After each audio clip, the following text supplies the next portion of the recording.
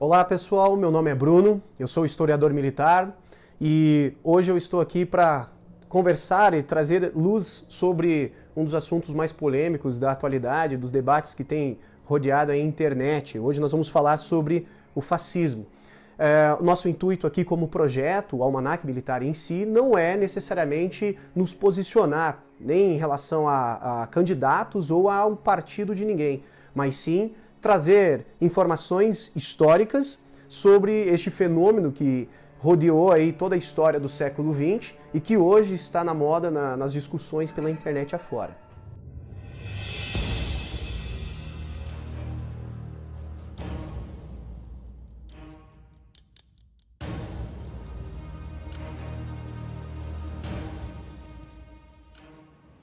A primeira coisa que eu entendo como importante é explicar o significado da palavra fascismo.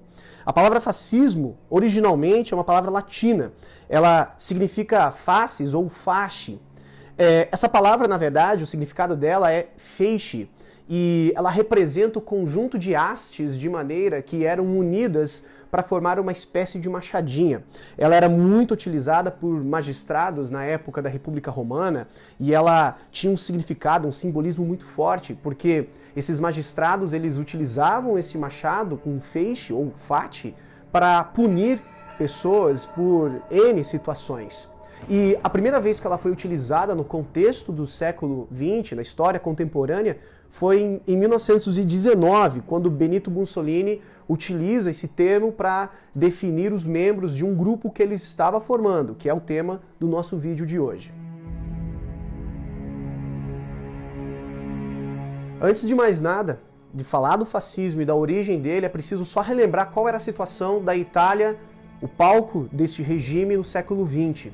O fascismo ele vai surgir na Itália num contexto muito conturbado, assim como outros regimes que vão aparecer no mesmo período e são contemporâneos. O fascismo ele vai aparecer ali no finalzinho da Primeira Guerra, quando a Itália vai se ver diante de uma situação econômica extremamente complicada e extremamente delicada. A Itália, mesmo sendo vencedora, havia passado por muitos problemas com o fim da Primeira Guerra Mundial e toda a questão econômica que envolvia esse momento. Trabalhadores, operários, camponeses passando necessidades e muitos grupos ativistas de várias vertentes políticas vão aparecer, dentre eles o fascismo. Esse sentimento de injustiça que rodeava a Itália também rodeava um personagem chave nesse contexto, chamado Benito Mussolini. Benito Mussolini era um cara que tinha uma particularidade, ele era jornalista, um cara que tinha o hábito de escrever, portanto, e ele era membro do Partido Socialista Italiano. Ele foi expulso desse partido por apresentar algumas ideias revolucionárias demais, já que ele pretendia aplicar o conceito que no futuro seria conhecido como fascismo, igualmente o que aconteceu lá na Rússia, com a Revolução Russa e os comunistas. E por ser expulso, ele e um grupo de outros ex-membros desse Partido Socialista acabam por fundar o Partido Fascista Italiano.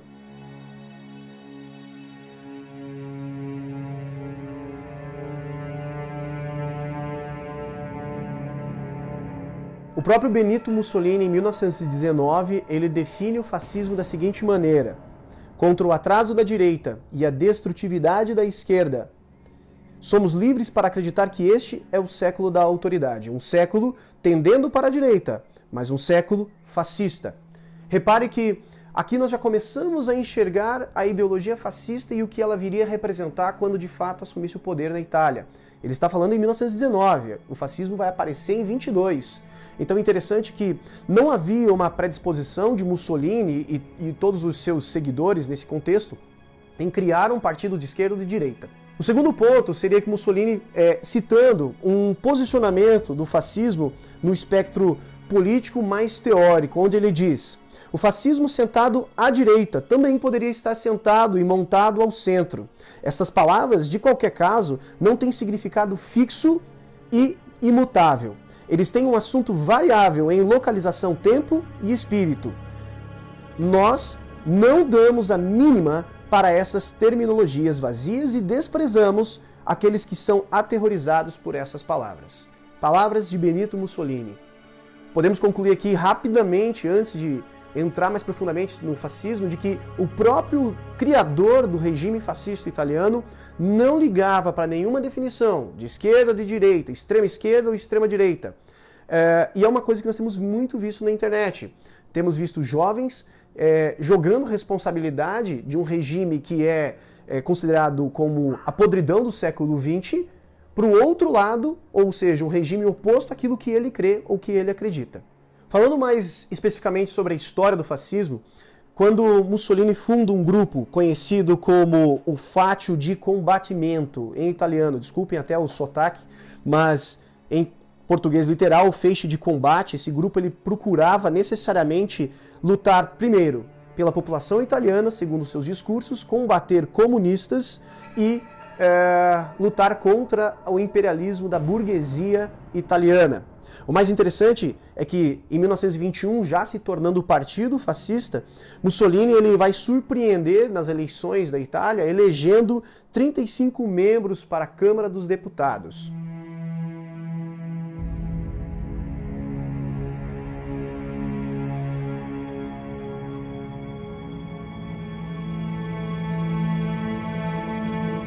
Em 1922 tem início então o auge do fascismo, quando Mussolini demonstra toda a sua força promovendo então a Marcha sobre Roma.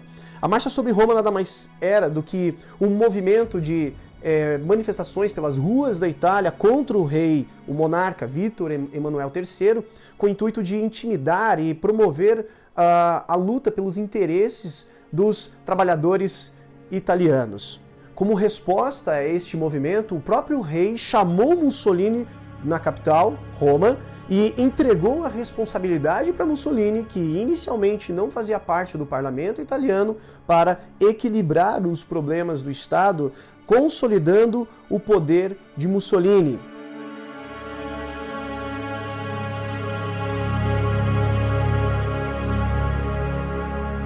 Consolidado no poder, Mussolini, ele já mostra, então, as principais características do fascismo. A partir de 1923 para 1924, em paralelo com uma história que nós não vamos contar hoje, mas que já estava, então, sendo transparecida na Alemanha, nessa mesma época, Hitler já estava praticamente saindo da prisão e o seu livro já estava sendo praticamente finalizado com o nazismo na Alemanha, né? Nós vemos, então, as eleições de 1924 na Itália sendo fraudadas, nós vemos o início de uma perseguição aos sindicatos que lutavam de verdade pelos direitos dos trabalhadores italianos. Nós vemos um escândalo de corrupção com essa manipulação das eleições em 1924 sendo colocados à tona, inclusive o senhor Giacomo Matteotti, um deputado socialista, ele descobriu sobre essas manipulações, denunciou e milagrosamente ele foi assassinado logo em seguida. Nós vemos então vários escândalos aparecendo com a ascensão de Mussolini ao poder. Mussolini, por sua vez, de maneira pública, promete apurar todos os problemas e promete fortalecer ainda mais a força do Estado fascista. Itália proletaria e fascista é per la terza volta in piedi, forte, fiera e compatta come non mai. Algumas características do regime fascista já ficam mais claras ainda. Começa então a perseguição à imprensa e os sindicatos são fechados. A censura à imprensa é óbvia, a manifestação feita ao regime fascista era proibida. Foi instituído também o Estado corporativo. O Estado corporativo nada mais é do que um controle estatal sobre as formas de administração econômica daquele país. Nós temos o Estado sendo a figura pessoal do ditador Benito Mussolini, que, mesmo não tendo o poder figurativo máximo, já que a monarquia ainda existia, nós vemos o controle sobre todos os setores. Nós vamos enxergar, então, as oposições sendo duramente reprimidas neste momento, e Mussolini já estava sendo intitulado como Duce. Duce em italiano, que por sua vez significa guia. É na mesma proporção aquela que nós vemos na Alemanha quando chamamos Hitler de Führer. É muito característico de regimes como este, você intitular o líder como algo mais emblemático, como algo que endeuse a sua figura.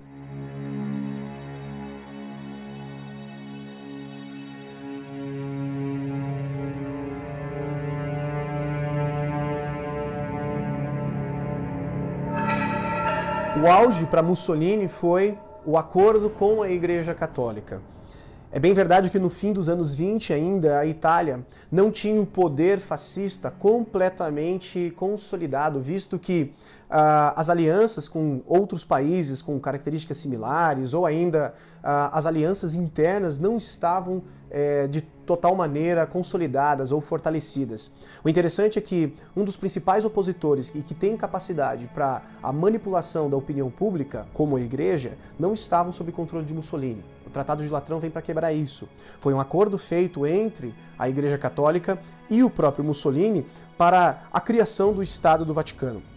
A Igreja Católica, que sempre desejou ter um Estado autônomo, independente, em Roma, viu em Mussolini a chance de conquistá-lo. O mais interessante também nós percebemos que Mussolini, ao oferecer à Igreja essa oportunidade, também trouxe, com o silêncio da mesma Igreja que ele conseguiu comprar com a aquisição desse Estado, a consolidação do seu poder. Uma Igreja que não se manifestou e que não se posicionou contra a censura e a perseguição que ele cometia pelas ruas de Roma.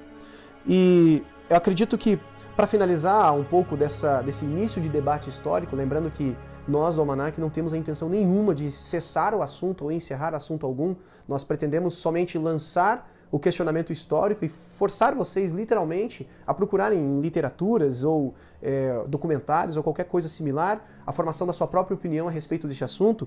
Nós enxergamos que o Estado fascista, inicialmente, ele procura controlar a sociedade de todas as maneiras. Seja com a promoção do desarmamento civil, seja com o controle estatal por parte das mídias, seja com o controle econômico estatal através do sistema corporativista, seja com o controle estatal por meio da sua filosofia de vida, moral e ética, com o controle da Igreja e com o controle da família. O Estado fascista, liderado por Benito Mussolini, vai se consolidar nos anos 30. Nós vamos enxergar os anos 30 ainda promovendo um expansionismo, que é uma das maiores características dos regimes totalitários, como o fascismo e o nazismo. Nós vamos ver a aliança entre Benito Mussolini com Adolf Hitler e nós vamos ver o desencadear da Segunda Guerra Mundial em 1939, com todo o horror que nós já conhecemos. Eu finalizo essa pequena conversa sobre o fascismo com você mencionando um ponto extremamente importante. Se nem o próprio Mussolini o definia como esquerda ou direita ou o colocava como irrelevante essa situação, se o próprio Mussolini não se importava com a sua opinião em relação a um debate político, por que nós hoje vamos nos limitar somente a esse debate se esquerda ou se direita é melhor? Por que nós não podemos raciocinar um pouco sobre a questão dos possíveis problemas que um regime como esse pode nos trazer e se de fato isso tem chegado próximo de se tornar realidade, como esse poder total do Estado? Deixo essa dúvida para vocês, espero que nos próximos vídeos nós tenhamos a oportunidade de debater outros assuntos polêmicos. Deixe os seus comentários, deixe suas dúvidas, teremos o prazer de entrar numa conversa, num debate. Se inscreve no canal, siga as nossas redes sociais, temos produzido muitos conteúdos interessantes por aí sobre a história militar de um modo geral. Pedimos que você nos acompanhe e nos incentive para que mais materiais como esse venham à tona. Fica o nosso muito obrigado e até a próxima.